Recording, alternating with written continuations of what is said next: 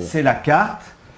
Voilà, des régions électorales. Des régions électorales pour les élections européennes. Exactement, qui ne correspondent à rien. Voilà, où vous avez... Incroyable. Alors, vous avez en fait 8... C'est la vue 6. Voilà, vous avez 8 blocs. La 8e région correspond à la France d'outre-mer. Et la France métropolitaine, comme pour la carte de Heineken, Eurotopia, eh bien, vous avez, avec quelques modifications, mais pas grand-chose, vous avez un Grand Est. Et en fait, sur cette carte, c'est donc les 7 nouvelles régions électorales. Le député français au Parlement européen, normalement, doit être le député de la nation. Et toujours cette idée de couper les racines, toujours l'esprit de la Révolution. N'oubliez jamais le bouquin de Anarkazis Klotz, La République universelle. La Révolution française n'est qu'une étape vers la gouvernance mondiale. Et là, vous avez le député français qui n'est plus l'élu de la nation, mais l'élu d'un bloc régional artificiel, soit le Grand Est, soit le rien. C'est la France en damier. Parce que c'est je pareil. m'étais intéressé à cette carte électorale, justement, je me disais, mais c'est incroyable, ils ont découpé le truc, ça ne correspond à rien. Parce qu'on met le Pas-de-Calais avec la Normandie. Voilà. Et on voit la Bretagne avec le Poitou-Charentes. Et puis à l'Aquitaine avec le Languedoc-Roussillon. Ce sont même l'accent est différent. Voilà, bon. Mais c'est très logique dans leur esprit de créer des frontières artificielles qui détruisent les traditions. La tradition, c'est la transmission d'un idéal, d'un passé qu'on passe à travers la génération. Et il faut détruire, donc créer des entités. Et donc, voyez-vous, j'essaie de montrer cette généalogie d'un esprit qui perdure avec des régimes politiques apparemment différents, mais régis par une philosophie commune, unique, créer des blocs continentaux et des régions, entre autres, purement artificielles. Et là, c'est très intéressant de voir que cette carte, avec quelques nuances, mais correspond à la carte de Heineken. Voilà, et elle correspond aussi du côté Kosovo aussi. Voilà. C'est incroyable, c'est incroyable. Voilà, donc les choses qui arrivent apparemment de manière surprenante, en fait, elles sont déjà plus ou moins agencées 10 ans, 15 ans, même plus largement avant, et on voit vraiment ce principe d'uniformisation de frontières artificielles. Donc c'est pas anodin cette carte électorale finalement. Voilà, il n'y a plus de représentants français de la nation, vous êtes représentant du Grand Est, ah bon, le représentant du Sud-Ouest, du Grand Ouest, ah bon, voilà, c'est déraciné comme le voulaient les promoteurs de la Révolution française, eux-mêmes héritiers d'un courant de pensée, parce que ce courant de 1789, il a ses racines avec la Réforme, ses racines avec l'influence du judaïsme talmudique, ça on en parlera, mais ça c'est eux, ils sont aux premières loges, si je puis dire, les loges dans tous les sens du terme. Bon, allez, on va suivre, on va voir la prochaine carte, qui est révélatrice aussi. C'est une carte de l'Europe des régions, que j'ai mis à côté. C'est une carte officielle. Voilà, sortie en 2002, qui est un prototype, en sachant qu'il y a toujours des modifications, qui est sortie d'un institut européen qui s'appelle l'Assemblée des régions d'Europe. Bon, institut. Alors c'est très intéressant, j'en parle dans mon livre Minorité et régionalisme. Alors la vue 7.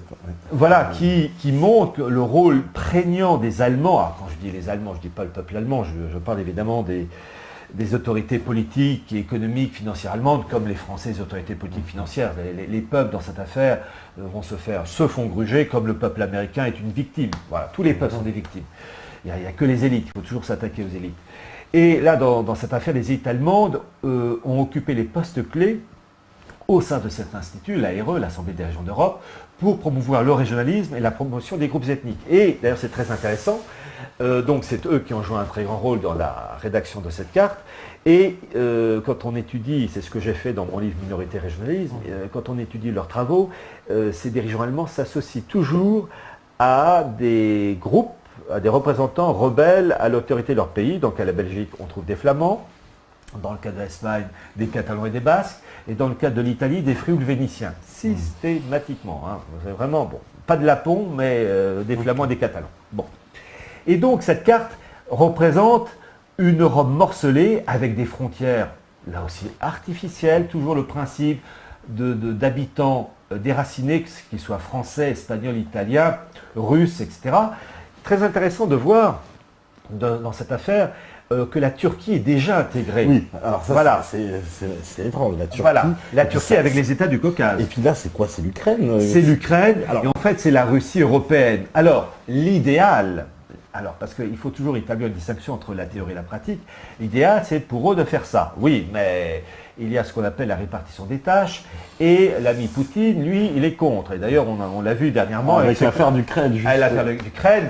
L'Ukraine, qui est un élément clé de la géopolitique, il faut lire le bouquin de Brzezinski, Le Grand Échiquier, où il dit en particulier que le maintien ou pas de l'Ukraine dans l'orbite russe fera que si l'Ukraine reste sous la coupe de Moscou, eh bien la Russie continuera à peser. Si nous, en revanche, occidentaux, enfin américains, et puis l'Union européenne, qui est le bras armé du monde anglo-saxon, si nous, occidentaux, nous arrivons à arrimer l'Ukraine à l'Union européenne, c'est-à-dire aux États-Unis, parce que c'est l'antichambre, et à l'OTAN, la Russie prend une claque, et voilà. Et là, Poutine, il a marqué un point. Mais il faut, j'en parlerai tout à l'heure parce que j'ai essayé d'établir une chronologie, mais il ne faut jamais oublier que vous avez le pendant de l'Union européenne pour le monde russe, qui a été créé fin 2011 à l'instigation de Poutine, qui est l'Union eurasienne supranationale. Supranationale. Et c'est là où ça cloche, parce que qu'il y ait une coopération étroite d'États souverains, entièrement d'accord, mais là, créer une union eurasienne, comme dit Poutine, supranationale, faisant le pont, je cite, entre l'Union européenne et le bloc pacifique, le monde chinois, japonais, etc., coréen, eh bien, un supranational, c'est automatiquement anti-russe, anti tous les peuples qui font partie. Donc c'est toujours cette mentalité de créer des entités supranationales, mais simplement, il y a un partage du gâteau et des sphères d'influence, qu'on voit parfaitement dans le livre d'Orwell, d'Orwell avec 1984, où vous avez le monde divisé en 3 blocs, Océania, Estasia et Eurasia. Et ces 3 blocs se font la guerre pour se disputer des zones et des zones d'influence, comme, j'allais dire, Océania, l'Union européenne et l'Amérique du Nord, se disputent avec Eurasia de Poutine sur l'affaire ukrainienne. Et dans cette histoire, il n'y a pas un gentil, il n'y a pas un méchant. Je dis bien à ceux qui nous suivent qu'en politique, il n'y a pas de gentil, pas de méchant, il y a un fort et un faible. Voilà, il y en a un qui, pardonnez-moi ces propos, il y en a un qui baise et l'autre qui se fait baiser. Voilà. C'est comme ça, je préférais des relations chevaleresques, malheureusement, c'est en règle générale, c'est j'ai raison parce que je suis le plus fort. Voilà. L'Allemagne nazie aurait gagné la guerre, Winston Churchill et Roosevelt et De Gaulle, c'était les pires ennemis de l'humanité. Bon, malheureux vaincu. Bon. Donc dans cette histoire, on voit toujours en 1984, voilà. Et dans son bouquin, d'ailleurs très intéressant, donc avec ces 3 blocs, Océania, Estasia et Eurasia, où vous avez ces 3 blocs qui se font la guerre, mais pas trop, parce que il ne faut pas détruire l'ennemi. L'ennemi est utile car il permet d'imposer chez soi, dans son propre pays, des mesures liberticides au nom de la sécurité, au nom de la lutte contre le terrorisme. Si l'ennemi n'existait pas, on ne pourrait pas appliquer ces mesures. Donc on se dit que ça rappelle quelques petites choses, 3 fois rien. Bon, alors, cette carte de l'Europe régionalisée, c'est une Europe technocratique, elle-même issue de l'esprit typiquement mondialiste de découper d'une manière artificielle, comme la France en damier en 1789. Donc il y a l'aspect régionalisation technocratique, puis régionalisation aussi ethnique. On a déjà vu avec les cartes de Léopold Kohr, mais on va en voir d'autres avec la suivante. Alors, ça c'est la vue vite. Alors, cette carte, elle est assez connue, cette carte, parce qu'elle a beaucoup tourné récemment à cause du projet d'Eurorégion. Oui. Et effectivement, on l'a revue tourner beaucoup sur Internet. Alors, elle est fabuleuse, cette carte. Elle est, du Parlement européen. Voilà. Carte qui date de 1997.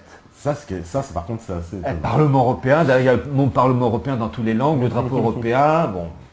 Et donc, j'étais ravi d'obtenir cette carte. Et c'est très intéressant de voir à gauche toute une liste de mouvements indépendantistes, dont, par exemple, le Scottish National Party, le SNP, qui est à la tête de la région, de l'Écosse, et qui a lancé un programme d'indépendance, un référendum, qui doit avoir lieu le 18 septembre 2014.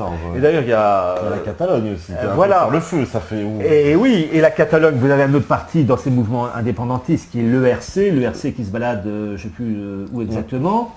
Et le RC fait partie actuellement du gouvernement catalan. Oui, voilà, l'Esquerra Republicana, le fameux parti de M. Artur Mas. Voilà. Et donc on voit que ces choses-là ne sont pas récentes d'il y a 6 mois. Et vous avez aussi un parti qui n'existe plus, qui s'appelle la Volksunie, qui est un parti flamand indépendantiste et qui aujourd'hui s'appelle la NVA de Bart de Wever. Parce que la Volksunie a éclaté entre les mouvements indépendantistes de droite ou centre-droit et les mouvements indépendantistes de gauche flamands. Et le grand héritier de la Volksunie, actuellement, c'est la NVA de Bart de Wever, qui a le vent en poupe et qui a, il y a 15 jours, 3 semaines de ça, a présenté un programme pour les élections qui ont lieu, je crois, en mai 2014 en Belgique, et un programme à la fois politique et économique qui est une véritable bombe, car en fait c'est un référendum d'une certaine manière qu'il propose. Il dit en gros, mon programme, si vous votez pour moi, c'est pour détruire l'État belge et donner les pleins pouvoirs à la Flandre et à la Wallonie. Le Premier ministre, le poste de Premier ministre disparaît, il n'y aurait plus de Sénat, il n'y aurait plus d'Assemblée belge, il n'y aurait qu'un seul Parlement avec 50 députés wallons, 50 députés flamands. Et voilà, qui serait finalement le seul lien rappelant encore, mais la Belgique disparaît. La Belgique disparaît. Voilà, donc on va être, mis devant le fait accompli. Enfin, on ne sait pas s'il va réussir au mois de mai 2014 à imposer son programme. Une chose est sûre, c'est que, comme pour l'Écosse, on ne sait pas si l'Écosse va avoir son indépendance au mois de septembre 2014. Une chose est sûre, il y a un processus qui est lancé, qui va éclater dans 6 mois, 1 an, 2 ans, 3 ans, mais le fait que déjà on organise un référendum, ça montre qu'il y a quand même le feu. Ça se passe mal en Espagne aussi. Voilà. Référendum, parce que l'armée a menacé. Mais oui, je rappelle une chose, c'est que la guerre civile espagnole en 1936, elle a commencé parce que la Catalogne voulait se prendre les voiles. Voilà. Et la Catalogne, il y a la fête catalane qui a lieu, je n'ai pas fait exprès, ça a lieu le 11 septembre. Parce que le 11 septembre 1714, c'est l'année et la date où la Catalogne s'est faite assujettir pour eux par les troupes espagnoles. Bon, eh bien vous avez eu par exemple le 11 septembre 2013, une immense chaîne humaine de 400 km du nord au sud, une chaîne humaine pour réclamer l'indépendance de la Catalogne. On voit qu'il y a un élan très fort. Et dans cette histoire, la première région qui arrivera à obtenir son indépendance ou un début d'indépendance allumera le feu. Parce que les autres diront, et nous ? Et nous ? Et nous ? Par exemple, si l'Écosse devient indépendante, c'en est terminé du Royaume-Uni. C'est terminé. Oui. Alors ils disent quand même, parce que Alex Salmond, le patron du SNP, a présenté un programme de 670 pages sur l'Écosse indépendante. Il dit quand même on gardera la reine d'Angleterre comme souveraine. Parce que vous savez que c'est comme la reine d'Angleterre qui est souveraine de l'État d'Australie. Oui, bon. Du Canada, aussi du Kenya, je ne sais plus. Voilà. Ça fait joli sur les billets de banque, mais ça ne change plus grand-chose. Mais attention, il ne faut quand même pas mépriser la famille royale anglaise comme la famille royale hollandaise. Ils font partie, ces deux familles, de l'élite maçonnique. Ils sont extrêmement riches. Et puis par exemple pour la famille hollandaise, il faut rappeler que le grand-père du roi des Pays-Bas actuellement a été le premier patron de Bilderberg. Et ça on en parlera tout à l'heure. Donc vous avez donc ce prototype de cette carte de 1997. Et nous allons passer à la carte suivante. Alors c'est la vue 9. C'est la carte, elle, des Verts ALE, Verts ALE pour Alliance Libre Européenne, carte de 2004. Alors, avant de la commenter, donc on voit une Europe largement charcutée en fonction de critères ethniques. Il y a quelque chose qui me saute aux yeux tout de suite. C'est-à-dire qu'il y a un pays qui me paraît moins charcuté que les autres quand même. Ah non, vous voyez mal. C'est l'Allemagne. Oui, c'est curieux. Bah oui, parce qu'il y a. Il y en a un qui. Enfin, tout le monde se fait passer à la casserole. Et puis il y en a un quand même qui ne bouge pas parce qu'il y a un monde germanique, allemand, autrichien et puis suisse-alémanique. Bah oui, parce qu'il y a une unité. C'est ça la grande force de l'Allemagne. L'unité allemande a précédé l'État. C'est-à-dire que l'État allemand est récent en 1871, mais il y a toujours une nation allemande. Quand Luther s'adressait dans ses écrits à la nation allemande, il n'y avait pas de nation allemande. Enfin si, il y avait une nation allemande, mais il n'y avait pas d'État allemand structuré. Alors que dans le cas français, la France est une création d'ordre politique. C'est-à-dire que vous enlevez le politique, il n'y a plus de France. Oui, la France, c'est une construction politique. C'est une construction. Il n'était pas du tout écrit que la Bretagne, l'Auvergne, la Corse, le Nord-Pas-de-Calais et les Basques et enfin une partie des Basques qui plus est, elles devaient vivre sur le même toit. Et c'est ça le miracle français, c'est-à-dire qu'il y a une diversité, une variété extraordinaire culinaire et de peuples. Et la France est est une Europe en réduction.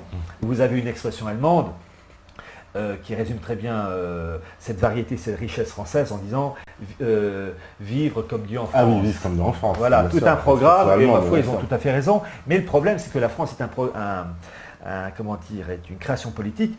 Or, si on affaiblit ce pouvoir politique, par ricochet, on affaiblit la France. Et avec la construction européenne, évidemment, eh bien, la France, elles font comme neige au soleil. Mais ce procédé à la fois de décomposition des États via des régions technocratiques, via les zones ethniques, j'ai rappelé le programme de référence avec la France révolutionnaire en damier. L'aspect ethnique, vraiment la première date historique de promotion du groupe ethnique, c'est le traité de Versailles. Le traité de Versailles, 1919, on parle toujours des 14 points du président Wilson. Alors déjà, c'est pas le président Wilson. Donc c'est après la Première Guerre mondiale. Voilà. 14-18, Verdun. Voilà. 1919, c'est la guerre des guerres. Officiellement, c'est jamais la guerre des guerres. Il y a toujours des guerres. Nature humaine, et bon, voyez, comme ça. Entre les guerres, il y a des pauses, c'est tout pour reprendre haleine. Donc 1919, traité de Versailles, qui doit officiellement mettre fin à la guerre des guerres.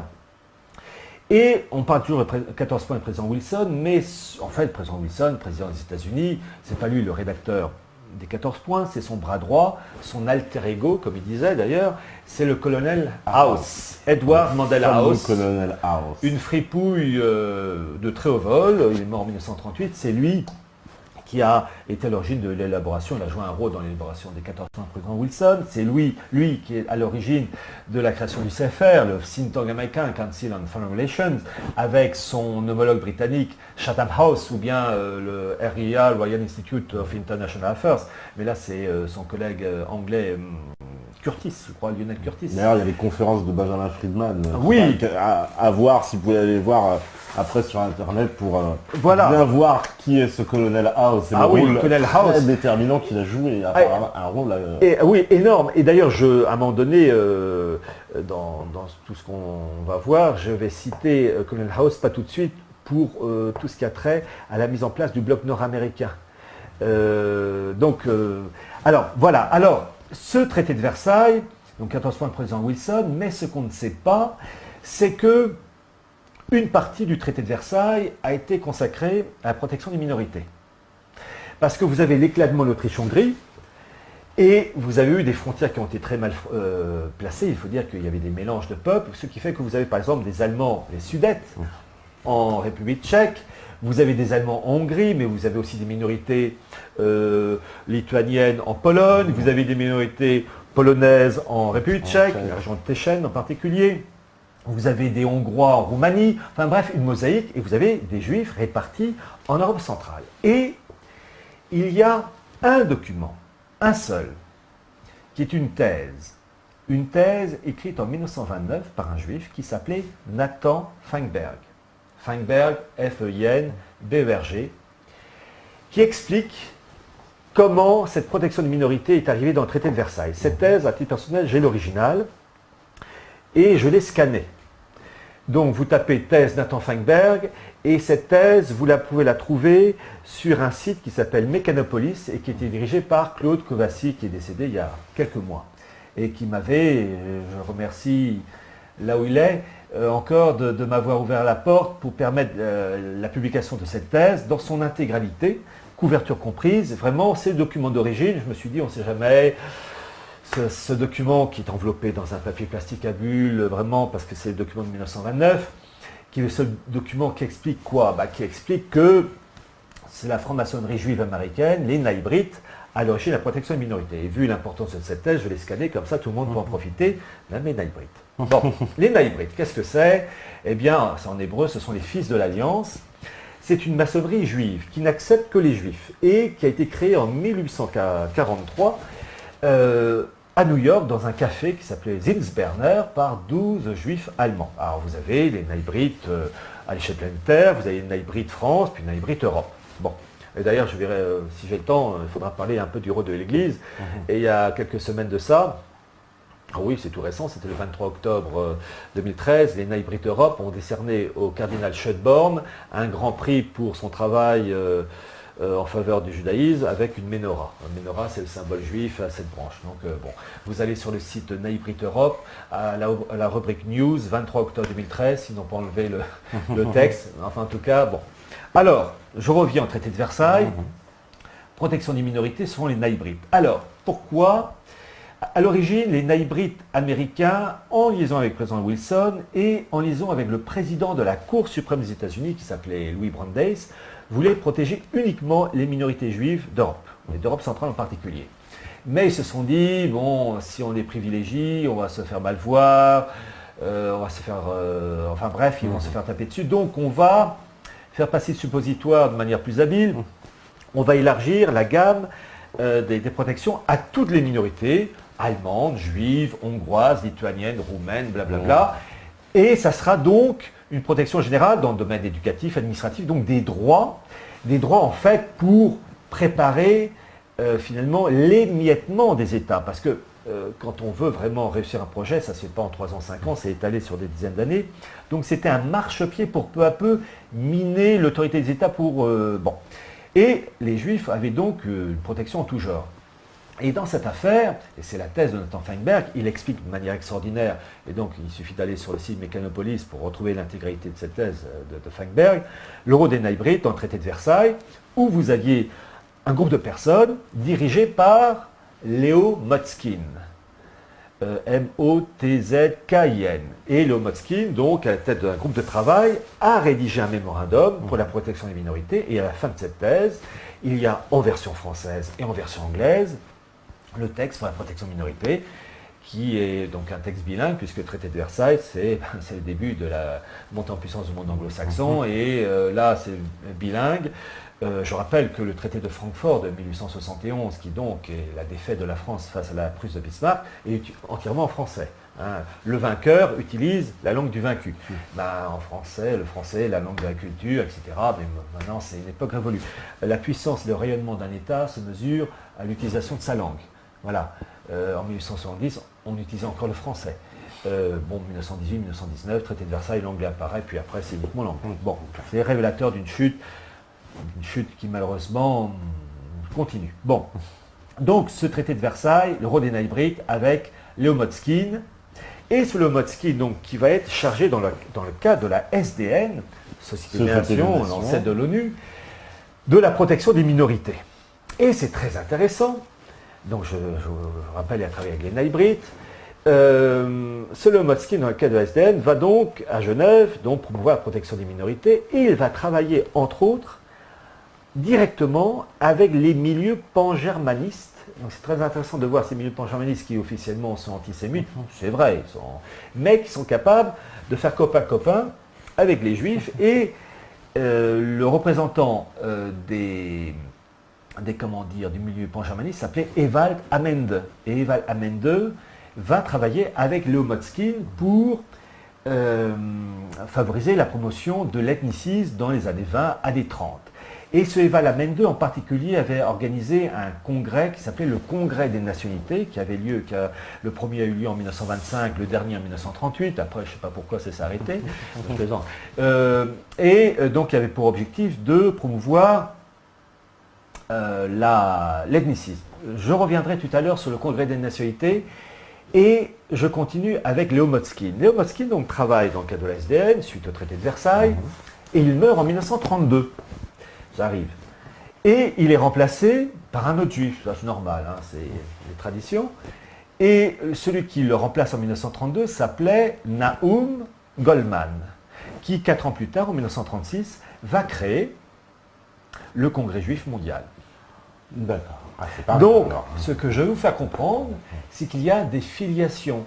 Les éléments se succèdent jamais comme ça. C'est pas le « oh, tiens, si on faisait ça, ah, non ».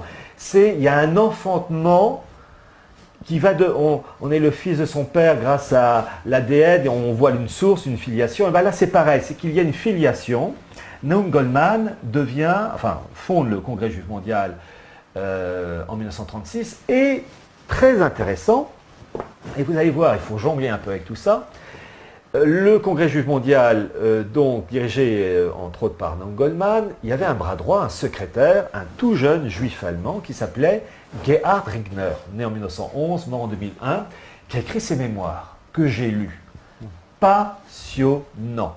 Le titre de son bouquin, c'est « Ne jamais désespérer », avec un sous-titre qui résume énormément de choses, 60 ans au service des Juifs et des droits de l'homme.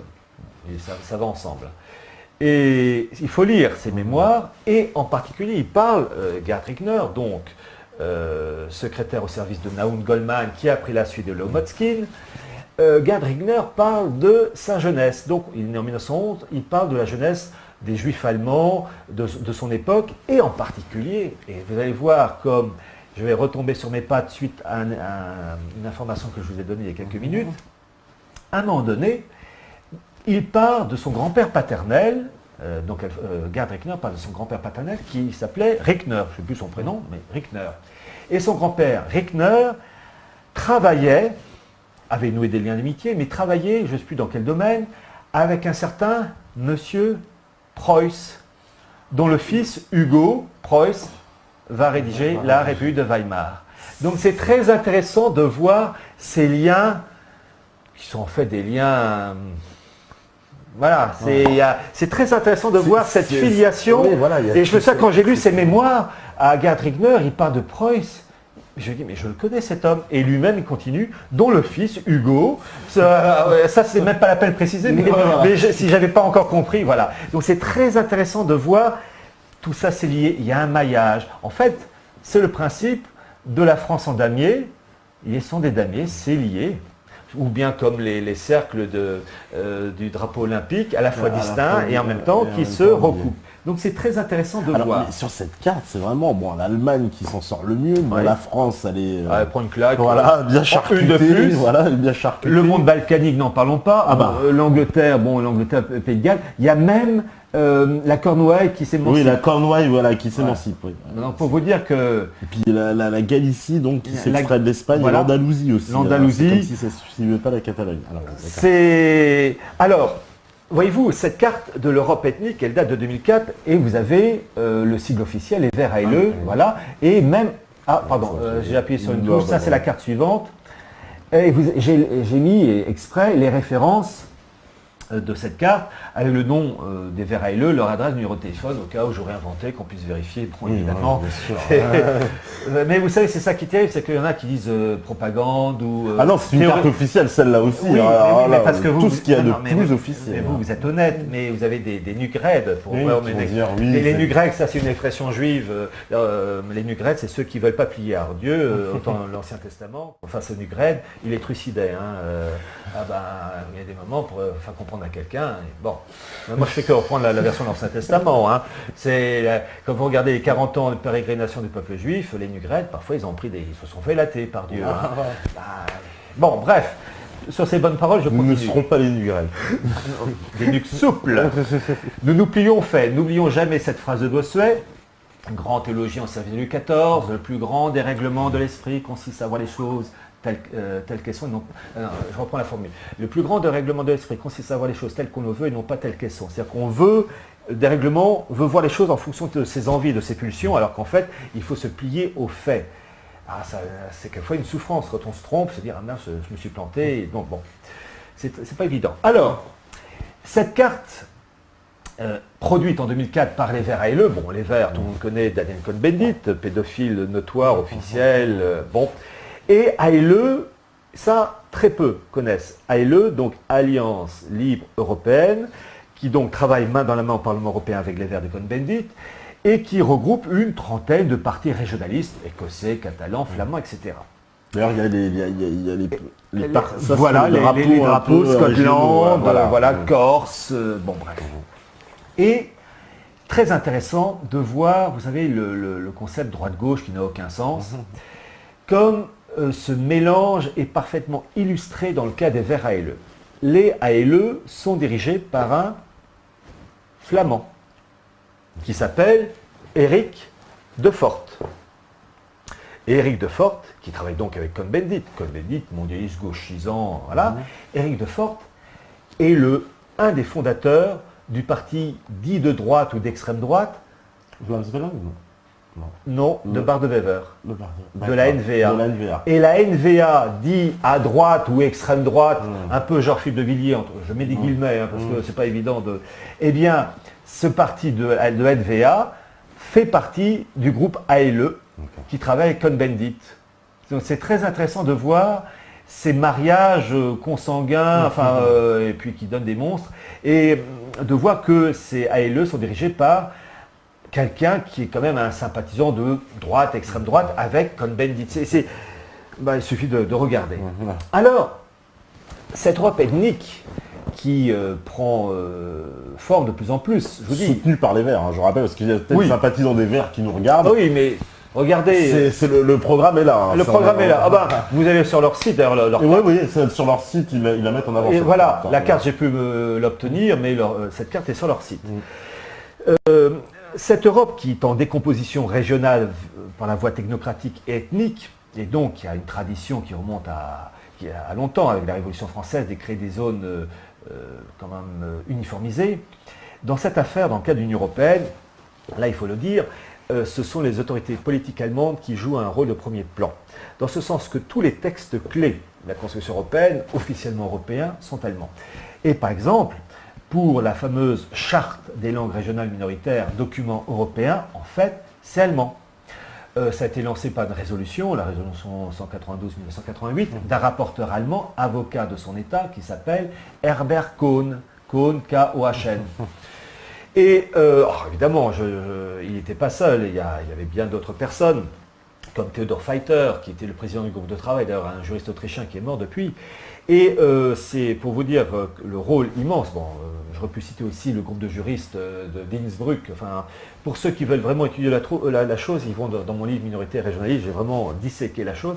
Mais pour ceux qui veulent aller plus vite, j'ai toujours sur le site Mechanopolis, avec la fameuse thèse de Nathan Feinberg, j'ai scanné et publié sur ce site le discours prononcé par le rapporteur Herbert Kohn lors du lancement de la résolution 192 qui précède le lancement de la charte des langues régionales.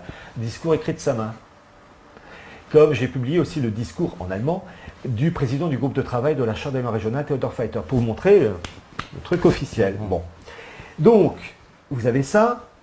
Vous avez aussi un autre document qui est la Convention cadre pour la protection des minorités. Là aussi, les juristes allemands et autrichiens ont joué un très grand rôle. Et celui qui a été la figure de proue, c'est un haut fonctionnaire du ministère de l'Intérieur allemand qui s'appelle Rolf Gossmann. Et toujours dans mon livre Minorité et régionalisme, j'ai publié toute la liste des mouvements autonomistes soutenus par l'Allemagne avec le nom de son dirigeant, son adresse personnelle, plus le nom, l'adresse et la photo du haut fonctionnaire Rolf Gossmann qui encadre tout ça. C'est un document de 1999. Document officiel, ils ont engueulé en face, mais ils avaient oublié ils n'avaient pas compris que mettre des adresses privées dans un document officiel fait qu'on peut les publier. Donc, je ne me suis pas gêné pour un suppositoire, et voilà. Donc, vous ne pouvez pas savoir comment ils m'ont remercié après. Vous n'êtes pas content. Je passe pas mes vacances avec eux, mais... Et j'ai laissé même la couverture du document avec le nom de l'institut qu'on va voir, qui a publié ça, qui s'appelle l'UFCE. L'Union fédéraliste des communautés ethniques européennes, dans le sigle en allemand, c'est FUEV, Föderalistische Union Europäischen Volksgruppen, qui est au nord de l'Allemagne, à Flensbourg, qui est financé entre autres par le ministère de l'Intérieur allemand.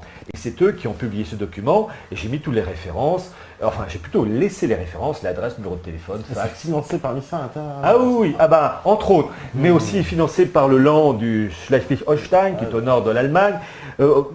Vous avez tous les données sur mon bouquin Minorité et régionalisme, où là vraiment, à l'origine c'est ma thèse de sciences politiques, j'ai vraiment disséqué la chose, mais tout juste si j'ai pas pris la marque du caleçon, pour vous dire que j'ai pressuré à mort. Bon, comme ça, et le travail je l'ai terminé en 1999, j'ai pas changé une ligne, le livre a été réédité, une 5e réédition cette année, donc pour ceux qui veulent voir tout ça, les coulisses, ils y vont. Alors, je parlais de l'UFCE.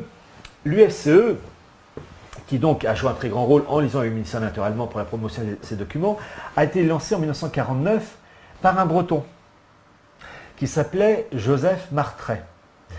avec des indépendantistes écossais, catalans, et c'était à Versailles. Et vous aviez un jeune sous-secrétaire d'État qui était là pour promouvoir cette chose et qui s'appelait François Mitterrand. Bon, mais la chose lancée en 1949, ça a été repris dans les années qui ont suivi par l'Allemagne qui a phagocyté le truc complètement, et donc la naissance bretonne a été avalée par le voisin allemand. Je vous citais tout à l'heure Eva Lamende, le Congrès des nationalités, en fait, qui a existé de 1925 à 1938 et qui travaillait avec les Britt, entre autres avec Léo Motzkin, la thèse de Nathan Feinberg. Eh bien, l'UFCE est en fait la suite du Congrès des nationalités, mais avec un autre nom. Ils ont repris d'ailleurs la numérotation pour la publication de leur revue, qui s'appelle Europa Ethnica. C'est très intéressant. Donc en fait, il y a une continuité. Juste le temps de la guerre s'arrêter. Voilà, pause, on arrête de faire la guerre. Au lieu de passer... Enfin, en fait, ce qu'on voyait avec l'Europe ethnique de la Waffen-SS, qu'on ne pouvait pas faire par la voie, comment dire, militaire, on l'a fait par la voie politique et juridique et économique. Je rappelle les propos au temps du gouvernement Schröder de cet aristocrate allemand, et zut, son nom m'échappe, von, je ne sais plus comment, chargé des relations franco-allemandes, qui disait dans un article du Figaro, et il n'y a pas eu une seule voix politique française pour condamner et exiger le départ de cet homme du gouvernement allemand, von, je ne sais plus toujours son nom, en tout cas, un trou de mémoire, je me laisse aller, qui disait dans un article du Figaro, il faut défaire un peu la France pour faire l'Europe. Ah oui, je me souviens. Sans quoi, dans leur logique à eux, ils ont raison. L'Europe, un État, une gouvernance européenne, politique, économique, ne peut pas exister avec une France souveraine. Donc c'est soit. Donc défaire la France, oui, pour faire l'Europe.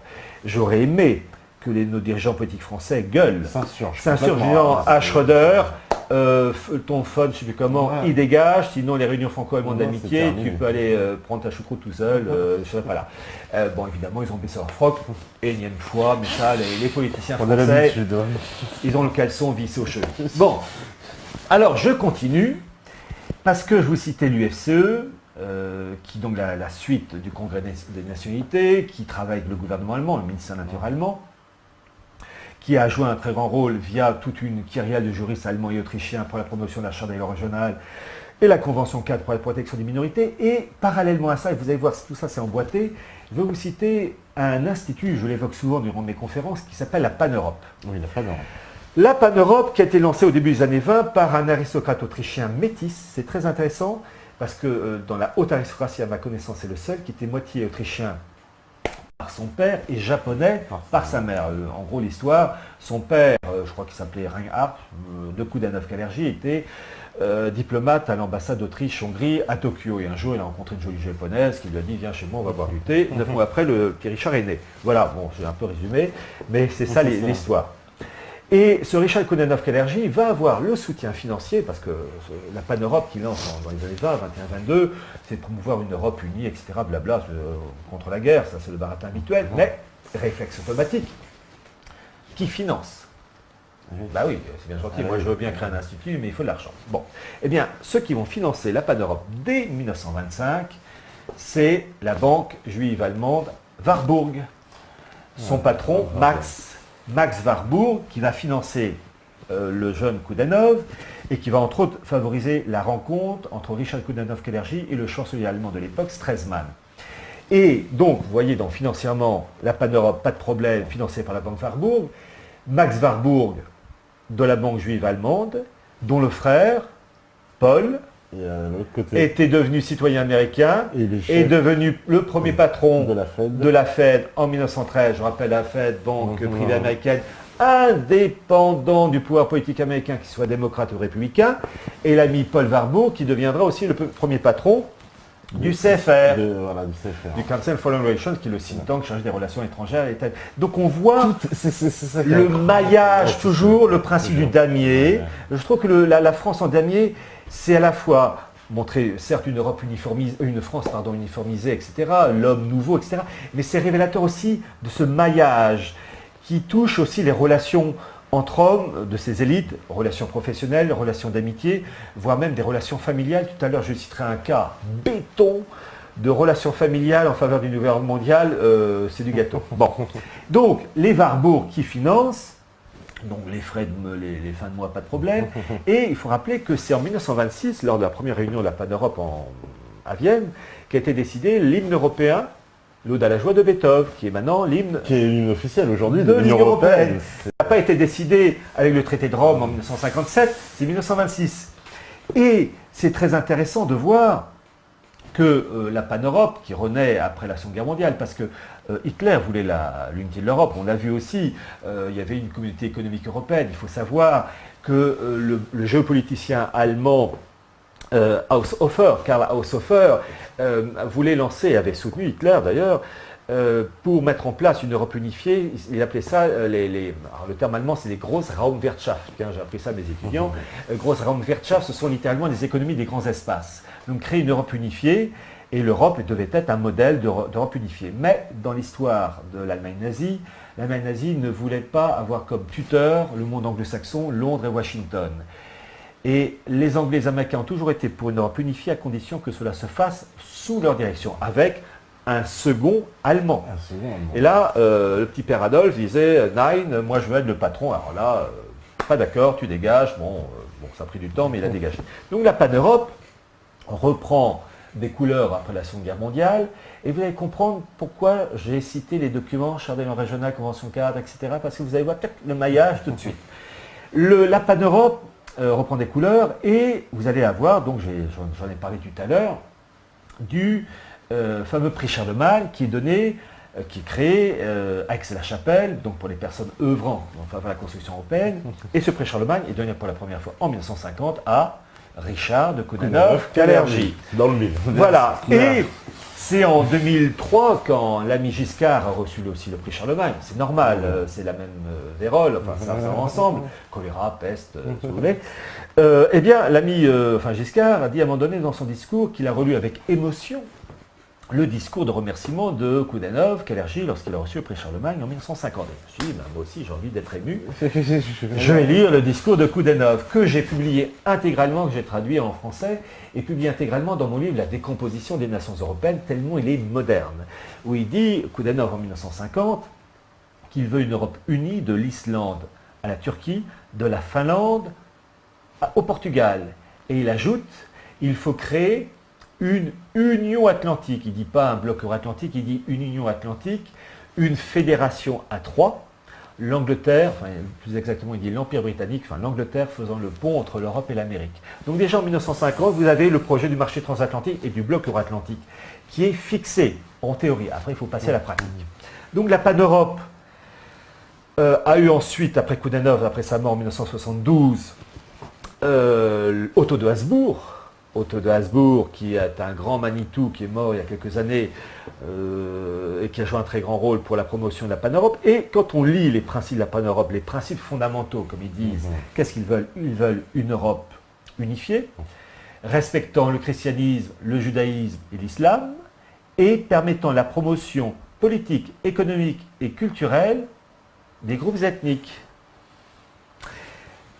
Par conséquent, il est tout à fait logique, lorsqu'on étudie la Pan-Europe, de voir la Pan-Europe, la maison mère, mais avec des subdivisions nationales. Vous avez la Pan-Europe France, la Pan-Europe Italie, la Pan-Europe Espagne, la Pan-Europe Allemagne. Et parmi tous les gens qui ont joué un grand rôle dans la promotion et le développement de la Charte régionale et de la Convention cadre pour la protection des minorités, je vous ai cité Herbert Kohn, je vous ai cité Rolf Gossmann, mais ceux qui ont joué aussi un très grand rôle, ce sont les patrons de la Pan-Europe Allemagne, Alphonse Goppel et Sigbert Halber.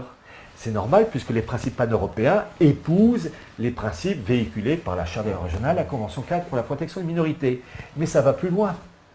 Après la guerre de 1945, l'Allemagne a perdu des territoires, la Silésie, la Poméranie, qui sont des territoires qui sont devenus polonais, et la Prusse orientale, moitié polonaise, moitié russe. Et puis vous avez eu des Allemands qui ont été chassés de Roumanie, de Hongrie, parce que toutes ces minorités allemandes s'étaient installées en Europe centrale et aussi même en Russie, au temps de Catherine II, du côté de la Volga. Alors, enfin, je raconte tout ça dans mon livre Minorité et journalisme.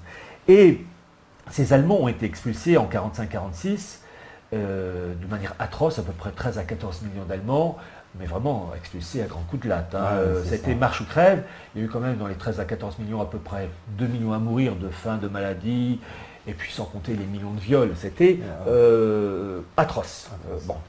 Et vous avez, suite à cette expulsion de ces minorités allemandes, un lobby en Allemagne, et vous allez voir le raccord avec ce que j'ai dit tout à l'heure, un lobby qui a été créé qui s'appelle le BDW.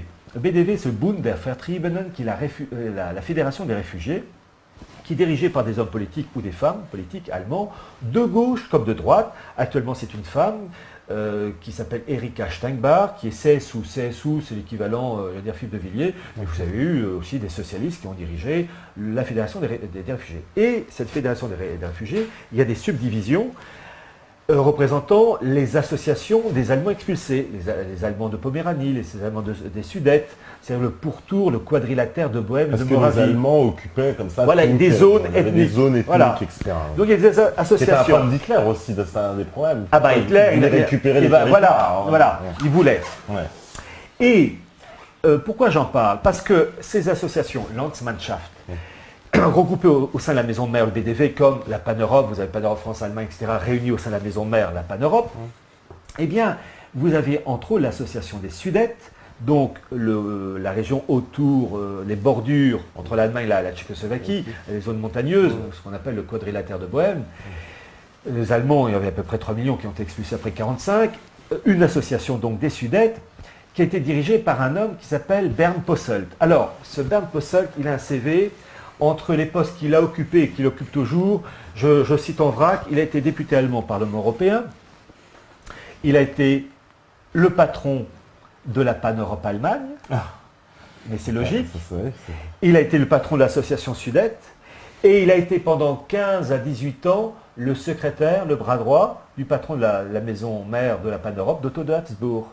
Donc c'est très intéressant de voir que le BDW, qui prône une Europe des régions avec des groupes ethniques, travaille main dans la main avec la Pan-Europe, actuellement dirigée par Terre-Noire, je ne sais plus c'est Michel, parce qu'il y a le père, le fils, enfin la famille Terre-Noire, et qui a donc pour objectif de créer une Europe unifiée. Je rappelle que la Pan-Europe est très liée au mouvement des groupes financiers, puisque la branche française de la Pan-Europe dans les années 60, le trésorier de la Pan-Europe France dans les années 60, c'était le trésorier Georges Pompidou, ancien de Rothschild. Donc vous voyez, Rothschild, Pan-Europe, il y a un cousinage, et tout ça c'est très lié, BDW, Pan-Europe. Donc il faut jongler avec tous ces paramètres, mais jongler en sachant que c'est logique, ça fonctionne. Au début on est un peu noyé, on se dit mais après à un moment donné, on a compris le système. Et pour cette vision ethnique de l'Europe, la dernière chose en date, qui aurait plu énormément à Léo Motzkin avec son traité de Versailles et le rôle des Naïbris dans le traité de Versailles, vous avez eu au mois de février 2012 la création dans les locaux du Parlement européen, la création d'un Parlement juif européen. Alors ça, je le tiens à préciser parce qu'on nous a... il y a eu des tonnes de messages qui nous ont dit c'est faux, c'est une fausse information, c'est une vraie information. Vous avez la vidéo de l'inauguration du Parlement juif européen dans les locaux. Alors très intéressant parce que ça représente tous les juifs d'Europe, même des pays hors Union européenne comme Russie, Ukraine, etc. Vous avez même un représentant juif pour le rocher de Gibraltar. Je crois que s'il n'a pas changé, il s'appelle James Levy. C'est sûr, il est du cru. Mais pour vous dire que c'est quand même, c'est archi officiel. Mais ça va, ce Parlement, j'ai eu une pensée pour Léo Motzkin, parce que Léo Motzkin, qui, donc, dans le traité de Versailles et ensuite à la SDN, cherche à promouvoir l'ethnicisme et entre autres celui des Juifs, il a été ravi de voir ce Parlement juif qui est le couronnement d'un long travail. Je rappelle quand même, on pourrait, entre guillemets, expliquer un Parlement des minorités, bretonnes, catalanes, etc., mais un Parlement juif européen, je ne vois pas, il n'y a pas de sens. Parce qu'à ce moment-là, il faudrait faire pareil pour les musulmans. Je ne vois pas pourquoi ils n'auraient pas le droit. Et les bouddhistes, tout le monde y passe. Bon. Donc, en fait, on voit que le ver est dans le fruit. Quand je dis le ver, il y en a plusieurs. Bon, donc, c'est mal barré. Alors, on continue. Je vous ai évoqué tout ce qui a trait à la décomposition de l'Europe, la voie technocratique, la voie ethnique, l'origine, l'esprit mondialiste, l'homme nouveau qu'on voit dans la Révolution française, qui vraiment la France a joué un rôle bon. Et les acteurs, Pan-Europe, et j'ai cité les différents acteurs. Bon. Pour bien digérer, il faut d'abord bien mâcher. Et ce qui est vrai pour un être humain, pour l'animal mammifère, c'est vrai pour la composition, enfin la décomposition des États et la remise en place de certains blocs. On a vu les cartes précédentes qui consistent à favoriser la promotion des régions. Je rappelle, il y a eu des travaux qui se sont faits, mais que le grand document qui lance la régionalisation de l'Europe, c'est le député, je l'ai cité tout à l'heure, mais je le rappelle toujours, le député socialiste au Land de Basse-Saxe, Peter Rabe, le fameux Corbeau, recommandation 43, enfin peu importe, en 97. Élément révélateur, très intéressant, Peter Rabe, qui donc lui et son équipe, parce qu'il n'était pas seul, député socialiste au Land de Basse-Saxe, qui à l'époque, dans les années 90, était dirigé par un certain Gerhard Schröder. Donc là aussi, c'est jamais bon. Donc jamais de hasard, ça surgit jamais. Bon, c'est qu'est-ce qu'il fout là? Non, il y a toujours une raison. Alors, vous avez donc ces États qu'il faut concasser par la voie technocratique, par la voie ethnique. Eh bien, comment on s'y prend? Il faut faire sauter les frontières. Et pour cela, vous avez un institut européen, et c'est ce qu'on voit sur cette carte. Sur la vue 10.